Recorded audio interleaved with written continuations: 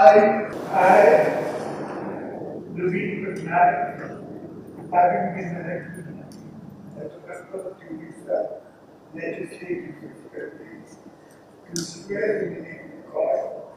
that I will bear true faith and allegiance to the Constitution of India as by law established, that I will uphold the sovereignty and integrity of India, and that I will faithfully discharge the duty which I am about to enter, upon which I am about to enter.